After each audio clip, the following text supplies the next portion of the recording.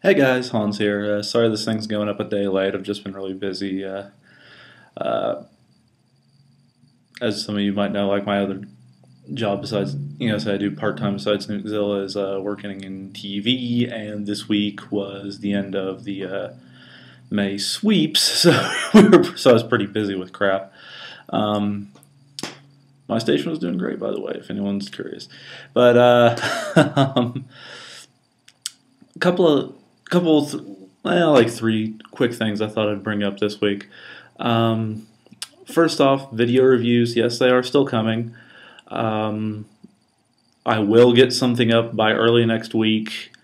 No matter what, it won't be the exact format we're going to use for the most part. It'll be some other little idea I've had kicking around in my head. But, well, actually, there's like two or three different things, and I'm not going to say what they are right now because there's a pretty good chance all of them won't work. And it'll, but I by like Tuesday, there will be something up on the site video wise, other than me just talking into a webcam.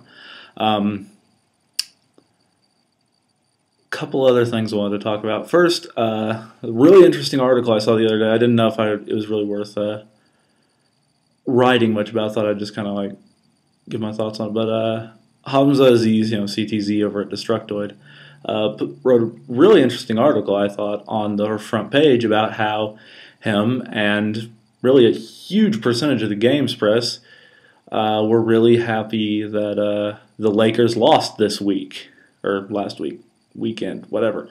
Go Thunder.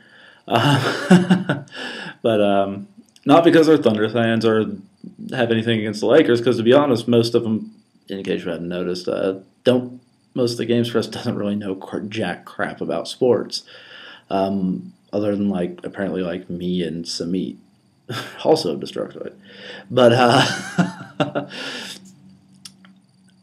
the reasoning behind it was, I thought a pretty sound one, that if LA kept going, there's a pretty good chance they would be to the finals around the time, maybe not until a little bit after the E3, but that LA would still be in the playoffs the same time E3 is going on.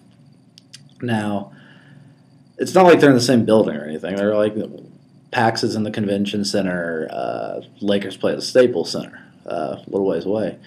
The problem is that whenever LA goes deep in the playoffs, for some reason people in that town lose their damn minds.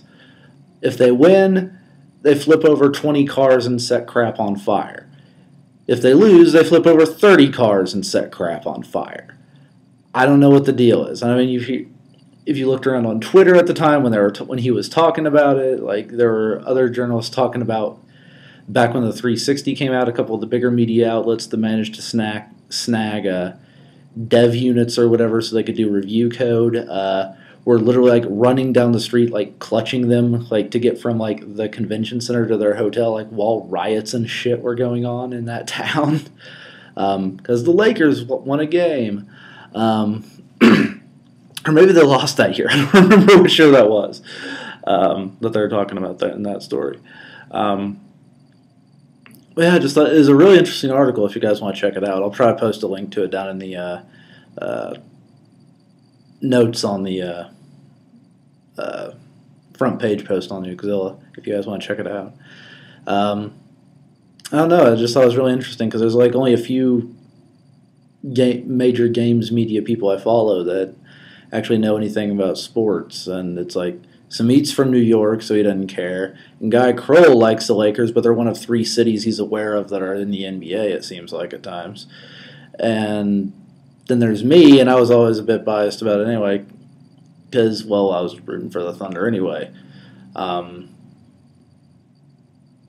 I really don't care. Well, I'm glad to see the Lakers are out, but it's not because of E3 plans. But anyway, it's a really interesting article. You guys might want to check it out.